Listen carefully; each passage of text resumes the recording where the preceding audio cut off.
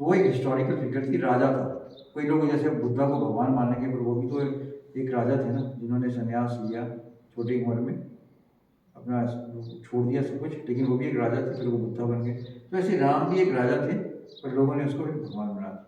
पर अब यहाँ पे हमारा जो मेन मकसद था, ये डिस्कवरी चैनल पे आया था सारा हमारा, कि can science explain the occurrence of Ram Setu. तो राम सेतु एक बड़ा इंटरेस्टिंग चीज़ है। ये इंडिया का पार्ट है, धनुषकोडी, और ये मन्नार आइलैंड है, श्रीलंका का पार्ट है। ये श्रीलंका का स्टार्टिंग पॉइंट है, ये इंडिया का एंड पॉइंट है यहाँ पे। इसके बीच का जो स्ट्रेच है, इसको बोलते हैं राम सेतु। तो था क्या बेसिकली, जब मैंने यहाँ पे गया, मैंने काफ़ी रिसर्च की यहाँ पे, तो ये वाला जो पोर्शन है, जब तुम यहाँ से आओगे तो यहाँ तक आ सकते हो, धनुषकोडी तक। उसके बाद ये क्या है, यहाँ पे टूटा हुआ है, पानी है बहुत सारा, और उसके बाद ये सारा लैंड है बीच में, और ये सारा लैंड है, तुम यहाँ से आते हो तो तुम इस पे चल सकते हो लैंड पे, अभी भी ये एग्जिस्टेंट है। तो जब यहाँ पे आते हैं तो सबसे पहले जब आप ब्रिज बनाते हो तो आपको क्या चाहिए? स्टोन स्टोन स्टोन चाहिए, या आपको सैंड चाहिए बहुत सारा, ताकि उसमें डालो, थोड़ा बहुत डालते रहो, स्टोन्स भी डालते रहो, सैंड भी डालते रहो, और ये आपको चाहिए। पर इतना बड़ा डालने के लिए, और इतना बड़ा यहाँ पे पूरे का पूरा ओशन है ये, तो मैंने देखा, मैंने कहा यार इतना बड़ा करंट चल रहा है यहाँ पे, कैसे हम रखेंगे यहाँ पे? मैं भागे लगा पहले तो, मैंने कहा पॉसिबल ही नहीं है, ये बनाएंगे कैसे? ये टूटा हुआ है, ये धनुषकोडी है, और ये टूटा हुआ है, मतलब 100 मीटर के करीब टूटा हुआ है, 100-150। पर फिर मैंने जब इसको एनालाइज किया, जब सेटेलाइट पिक्चर्स दी हमने और इसको एनालाइज किया, तो ये जब टूट गया तो इसका जो सैंड है वो यहाँ पे एक्यूमुलेट हुआ है। इसको सैंड को अगर आप यहाँ जैसे ये है, इसको यहाँ से आपने ये किया, तो ये समझ रहे, इतना ही सैंड यहाँ पे है, इसको ये टूट के यहाँ पे आया, अगर इसको आपने यहाँ कर दिया तो ये जुड़ गया, समझ रहे हो?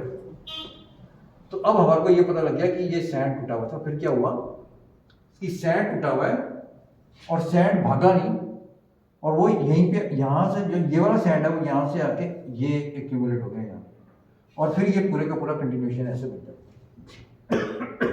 तो ये भागा क्यों नहीं सैंड यहाँ से जब टूट गया, और किसने तोड़ा इसको? अब क्या हुआ, ग्लोबल वार्मिंग के कारण क्या होता है, पहले ग्लेशियर्स थे हिमालय में, फिर ग्लेशियर्स ने क्या किया, पिघल गए।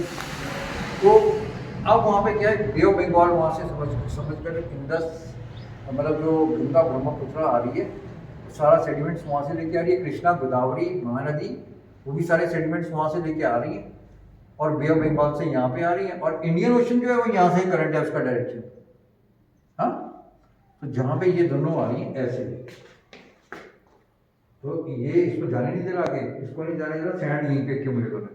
सैंड ऊपर से आ रहा है, यहाँ से कोई सैंड नहीं है इसके पास, सोर्स नहीं है, तो सैंड की एक्यूमुलेशन ये नेचुरल है सारी, और ये टूट के जाएगा भी कहीं कहीं पे, क्योंकि ये टूट के यहीं पे आ गया, क्योंकि करंट की अपोजिट डायरेक्शन है। यहाँ से ज़्यादा टूटा होगा क्योंकि यहाँ पे ग्लोबल वार्मिंग के कारण ये टूट गया, पर फिर ये यहीं पे एक्यूमुलेट हो गया सारा। अब क्या हुआ, जो राम ने क्या काम किया, अब जब हमने फिर इसको ये देखा, तो इसको हमने मैग्नीफाई किया यहाँ पे, तो जब ये मैग्नीफाई किया तो ये देखो क्रेविसेस आपको नजर आ रहे हैं ना, हाँ? तो इसको क्रेविसेस को जब राम ने चलना था, तो इन्होंने क्या किया, जो क्रेविसेस थे इसको, ये गैप से, इनको इससे भरा। और यहाँ पे देखो कोई इंटरेस्टिंग है, ये होते हैं कोरल्स, बेसिकली कोरल्स तो सुना है ना, पर अगर लिविंग कोरल्स देखेंगे तो वो ऐसे होंगे सारे, ये पॉलिप्स, मतलब जैसे ट्यूब्स होंगी, ये देखो ट्यूब्स है ना, और कुछ नहीं है, सिर्फ सैंड को एक्यूमुलेट करके ट्यूब्स बनाई हुई, उसको फिक्स किया हुआ इन्होंने, इस ऑर्गेनिज्म ने, और वो ऐसे ऐसे करके पूरे कोरल्स बनाए हुए हैं। जब कोरल्स कॉम्पैक्ट हो जाते हैं तो ये ऐसे बन जाते हैं, ठीक है? ये नहीं है, ये तो कोरल्स के साथ नहीं है, ये भी, ये पब्बम लाइमस्टोन है, वहीं का है, ये है कोरल सारे, ठीक है ना?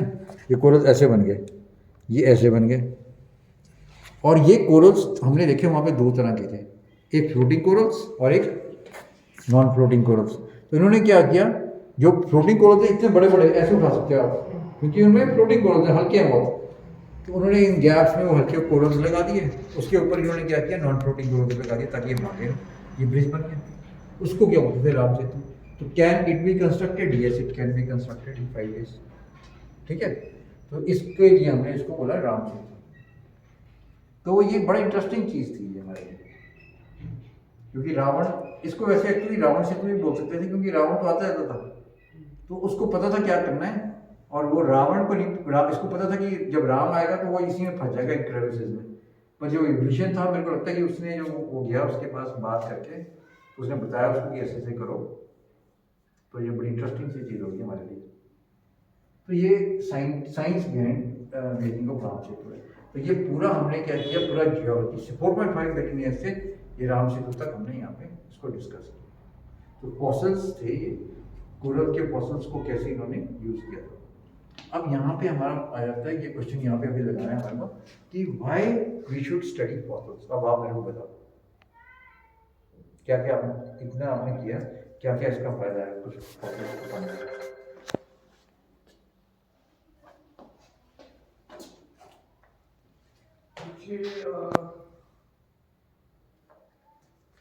उसमें क्या क्या हुआ सालों में। एग्जैक्टली, सही बात है। इतने सालों में जब सृष्टि की उत्पत्ति हुई, उसमें आज तक क्या क्या हुआ, और हमने देखा पूरा लॉजिकली चला है कि पहले केमिकल्स थे, फिर एक सेल बना, फिर ऑर्गेनिजम्स बने, फिर वो ऑर्गेनिज्म डिफरेंशिएट हुए, फिर बॉडीपेट्स बने, है ना, इस तरह से देखा ना हमने सारा। फिर वो एवोल्यूशन हुआ, फिर एक्सटिंक्शन हुआ। इसमें एक चीज़ इंपॉर्टेंट थी, जब भी प्रोलिफरेशन होती है किसी चीज़ की, जब भी एवोल्यूशन होना होता है तो ग्लोबल वार्मिंग होती है। जैसे प्लांट्स ने ग्रो करना है तो ग्लोबल वार्मिंग होगी, और जब ग्लोबल कूलिंग की होगी, जब मरना हो तो ग्लोबल कूलिंग हो जाती है। अब इसका क्या अभिप्राय है कि जब हम आज बोलते हैं ग्लोबल वार्मिंग,